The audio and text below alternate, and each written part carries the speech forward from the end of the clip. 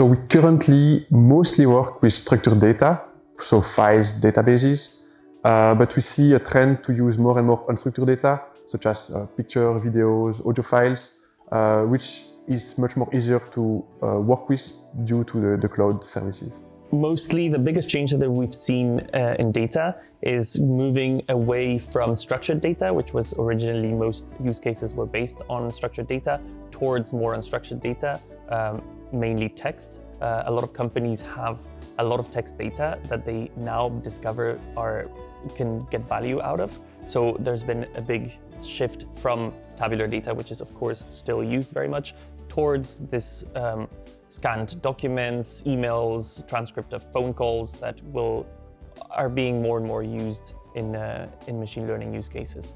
Later in the future, I'm also, it's already happening today. It's all the trend about edge machine learning and edge artificial intelligence, meaning that the processing of the data, instead of happening in the cloud, in the same server for different services, will happen at the edge. So more like at the local level. There is clearly a need for more streaming services, and there is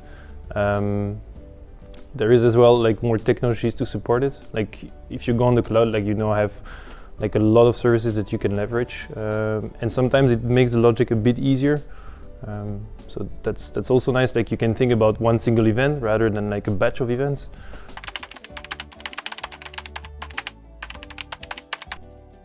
The biggest evolution has been to go from proof of concept, from trying to prove that AI was useful, so that meant going for low-hanging fruits, towards these more longer-term horizons, AI strategy or roadmaps that are looking into deeper, broader situations. For example, a lot of companies are implementing 360 views on their customers, which means a lot of different use cases that come together to create this profile. This also means that because there's not, the company has already understood the value that AI can bring, we can focus on longer projects, more complex situations. So before we would be looking at cases that will be maybe 2-3 months, and now we can tackle challenges that will take six months, a year to tackle because it's part of this longer-term roadmap.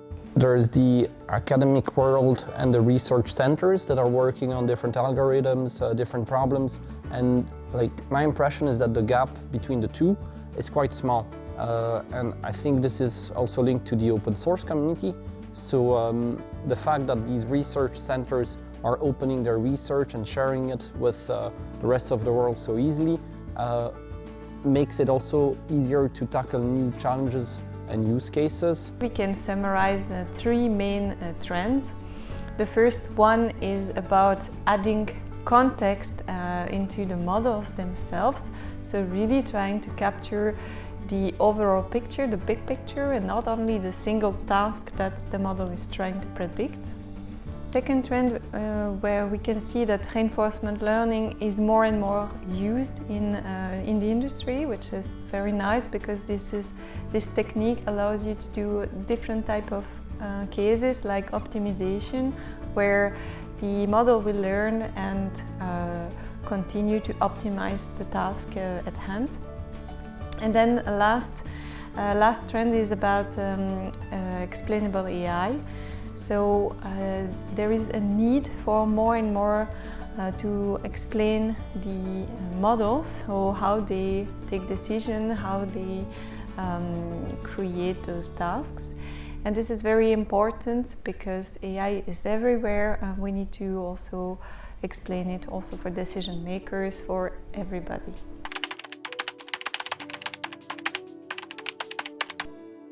One big change is that the initial proof of concepts that have been done in the past couple of years have already started the data collection process or setting up access to databases. And so because this has already been done, new use cases, even though they can be longer, can skip, let's say, this initial phase of trying to get to the data, or even to know what data there is, because this has already been done. So any new use cases can build up on things that have been done before in order to start directly with modeling and algorithms.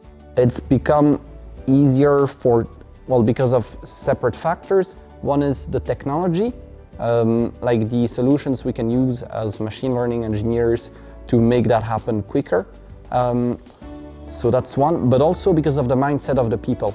Like before, when we talked with clients or prospects, it was not always obvious to them that data could be an asset and that data could have value.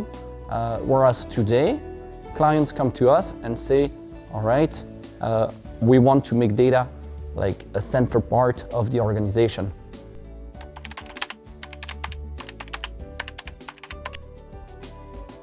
So the biggest evolution is the cloud. So before the cloud, it was very, very difficult to build a data platform. You needed infrastructure, you needed people to operate it, you needed people to use it, which was very, very, very expensive, and only the biggest customer could do it. So now the cloud is managing that for the customers, so they can just use it. They can just really put the data in, analyze it, operate it, and just be a consumer, which makes it much, much easier and more cost-effective.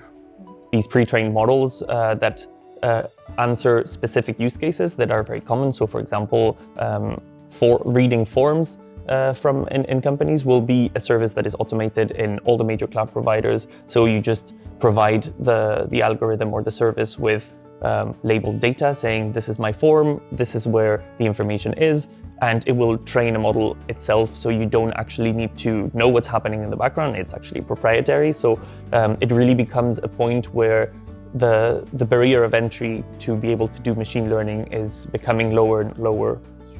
The power of analytical databases like Snowflake, BigQuery and Redshift has really enabled something particular. It's really empowering for end users, let's say, in self-service mode, and that's really something that really surprised me, and it's very interesting to work around those and develop it further.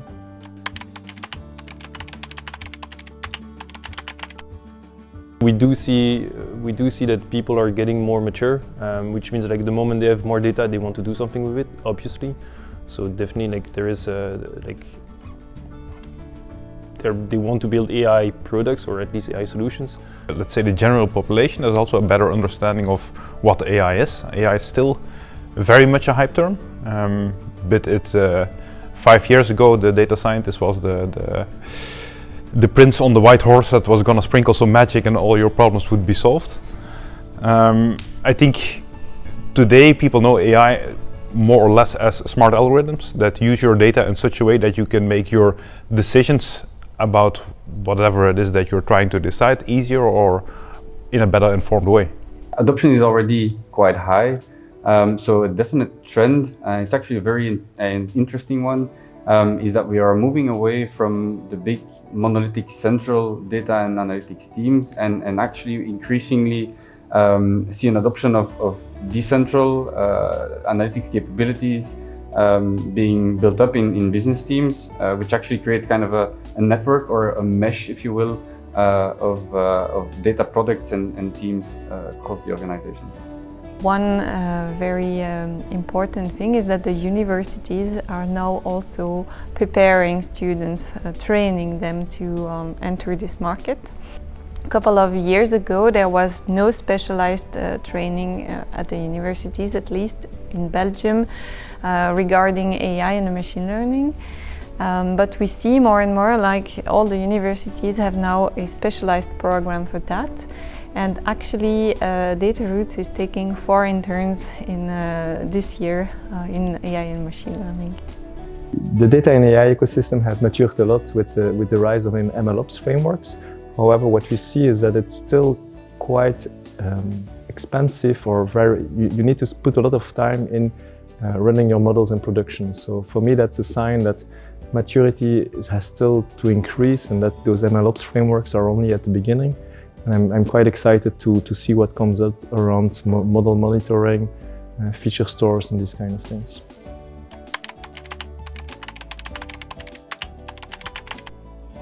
As a European citizen, we have the luck that GDPR is there, with all its challenges, of course. But I think regulators play a big role in making sure that this happens in a way that is in the long term good for the population. For an EU citizen, there's the typical three roles. I think you have the citizen data scientists, but you also have academics, which are an engine for growth. And then obviously you, as a consumer, you also have an important role to play to provide feedback, to be curious and to be open to these new technologies. And then the last one, and maybe the most controversial one, of course, is that those models need data and to also think about where you want to share your data for it to also contribute to the further development. Again, for the general public, it's very difficult to gauge what the effect will be if you don't take a stance. And I think it's also very difficult for me as an individual to take a stance on that. But I think there we have the luck that we are part of the European Union, where there is a stance on that. And this, I think it's also essential that you have a regulator on this. But at the same time, a regulator typically, it's a long process to come to regulations. It's not easy to, like, we're in a very quickly evolving field, so it's not easy to follow that pace. But the steps that are being taken in terms of GDPR, in terms of the guidelines that are now there for ethical AI, that are hopefully being implemented soon. I think we're in a good position as EU citizens.